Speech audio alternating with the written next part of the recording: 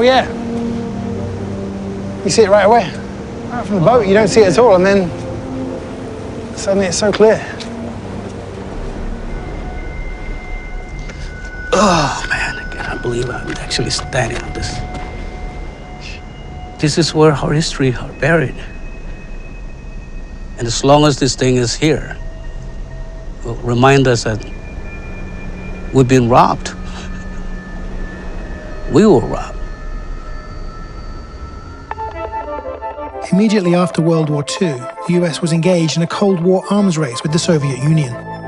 Between 1946 and 1958, the US carried out a series of nuclear tests, detonating 67 giant bombs in the Marshall Islands, a tiny nation of 29 atolls that was a US military outpost in the Pacific. The tests, a US officer said at the time, were for the good of mankind and to end all wars. Everything is in readiness now, and at last the moment has arrived. Bomb away. The shockwave visibly roared across the ocean and hit the camera ship miles away. Rising with the cloud are millions of cubic feet of radioactive ash. In the late 70s, the US sent servicemen to clean up, burying vast amounts of radioactive soil and debris under a massive concrete dome. But just 4 decades later, plutonium and other hazardous materials may already be leaking out. In total, more than 3 million cubic feet of radioactive waste was buried under this 18-inch thick concrete cap, but the cleanup was only partial. Vast areas of contaminated land were never cleared at all, and now the dome itself is starting to fall apart. See, look, that was repaired, that whole section. Big crack here has been repaired. I mean, look, that's literally someone's just gone with a tube. It's a glue. No cement would last forever. I mean, if plutonium has a half-life of 24,000 years, this definitely isn't going to last. It's only been 50 years. That's the other crater. See how deep that is? Yeah. Next to the dome is a crater from one of the blasts.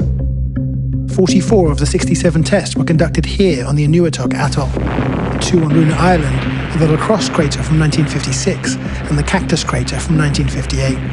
It was recently discovered that it wasn't just local contaminated soil that was buried here. 130 tons of waste from the famous Nevada nuclear test was also shipped all the way to the Marshall Islands and buried.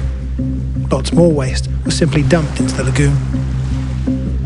The largest of the nuclear tests was the Bravo explosion on the Bikini Atoll in 1954.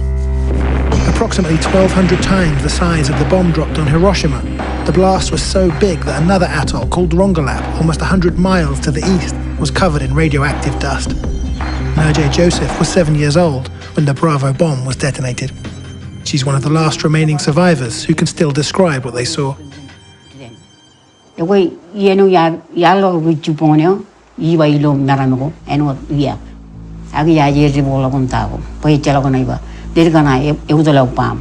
So the first you knew that anything was going on was literally when you heard an explosion.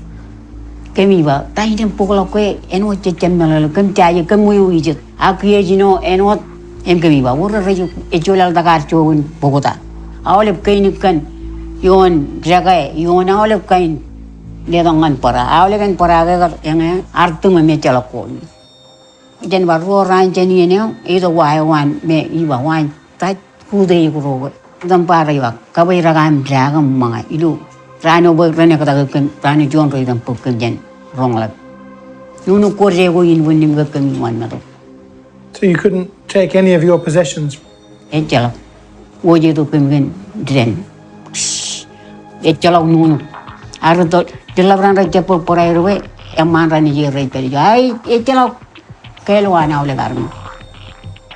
Do you still have any hope that you'll be able to go home again?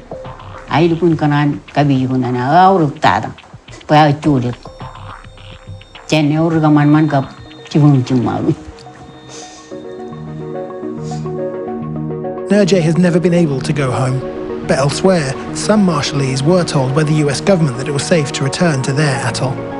What the US didn't say is that toxic waste had been dumped into the nearby lagoon, which is one of their main sources of food. Cosimo Yohannes, the current acting mayor, returned in 1980 when he was 17.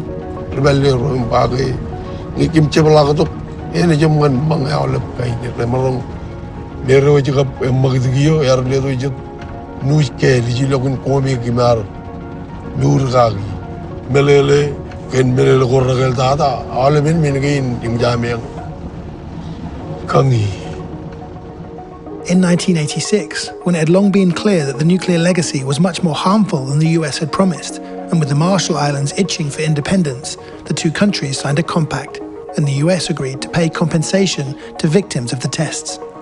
Because it wasn't safe to eat locally produced food, the US also agreed to send shipments of processed food every 3 months.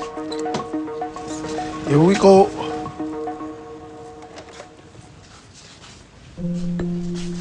We have rice, sugar, canned meat.